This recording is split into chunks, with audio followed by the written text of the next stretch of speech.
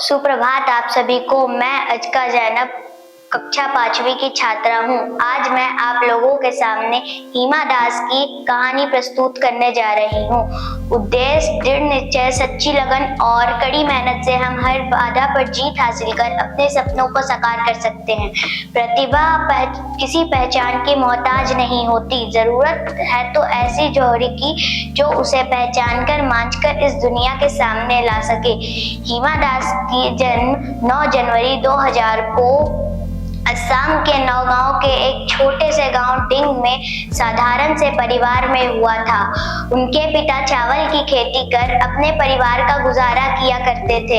हिमा बचपन से ही सारे खेल खेला करती थी, लेकिन गांव वाले उन्हें फुटबॉल खेलने को कहा करते थे, शायद इसलिए कि उनके पिता भी एक अच्छे फुटबॉल खिलाड़ी रहे थे। उनके पिता की आर्थिक स्थिति इतनी अच्छी नहीं थी कि वह अपनी बेटी को खेलों में करियर बनवा सके।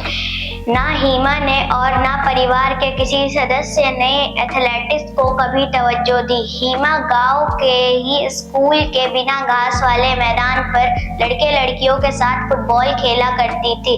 उन्होंने गांव के बच्चों के साथ मिलकर अपने एक मोहल्ला फुटबॉल टीम बना ली थी। जीतने पर पेन या टॉफी मिलती, जिसे वह सजोकर रखती।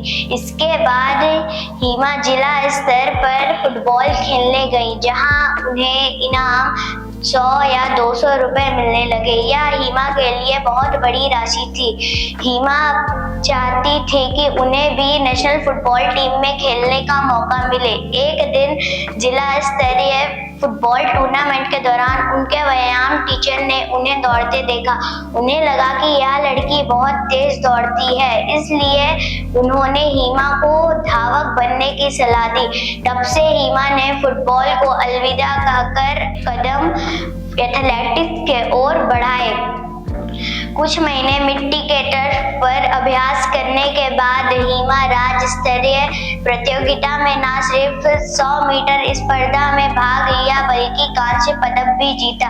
जनवरी 2017 में हिमा गुवाहाटी के एक कैंप में ट्रेनिंग के लिए गई, जहां सुबह के वक्त प्रैक्टिस करते दौरान उनके कोच निपुण दास ने उन्हें दौड़ते देखा।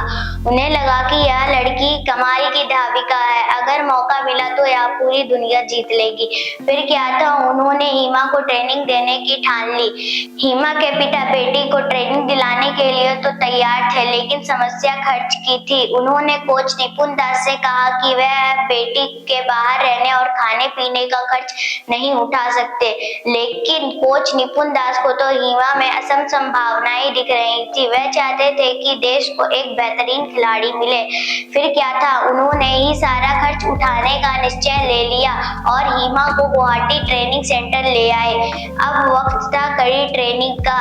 ट्रेनिंग के साथ साथ खान पान और व्यायाम के कड़े नियमों का पालन करना पड़ा। कोच ने शुरुआत 100 मीटर स्पर्धा से करवाई, जिसमें वह अव्वल रही। फिर उन्होंने 200 मीटर की स्पर्धा में हिस्सा दिलवाया, जिसमें भी वह अव्वल रही। अब कोच निपुण दास को विश्वास हो चला था कि हिमा दास 400 मीटर स्पर्धा की रेस में हिस्सा लेने लायक बन चुकी है। इंटरनेशनल टीम में खेलने के बाद गोल्ड कोस्ट में आयोजित राष्ट्रमंडल खेलों में 400 मीटर स्पर्धा की रेस में वह 6ठे स्थान पर आई। यह उनका सर्वश्रेष्ठ प्रदर्शन नहीं था। उन्होंने मीडिया से बातचीत के दौरान बताया कि यहाँ मैं देश के बेहतरीन धावकों के साथ दौड़ी हूँ। इसमें मैंने बहुत सी जरूरी बातें सीखी हैं। मैं आपसे यही कहना चाहती हूँ कि अगली बार मैं जिस भी अंतर्राष्ट्रीय खेल में हिस्सा लूंगी, स्वर्ण पदक भी जीतूंगी। इस घटना के बाद हिमा का नाम सभी भूल गए, लेकिन ग्रामीण इलाके इस लड़की ने अपना वादा नहीं भूला और गांव वापस आकर जमकर अभ्यास की, अपनी टाइमिंग में सुधार की।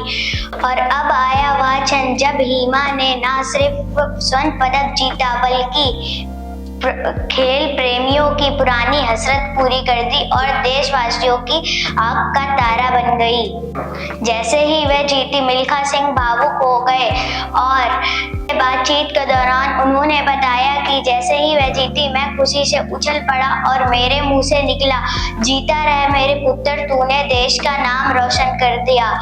और हिमा की जीत की खुशी ना सिर्फ गांव वासियों ने बल्कि नेता, अभिनेता, पुराने खेल प्रेमियों ने मिलकर बनाई और इसी के साथ हिमा दास भारत की पहली स्वर्ण पदक जीतने वाली महिला बन गई। धन्यवाद।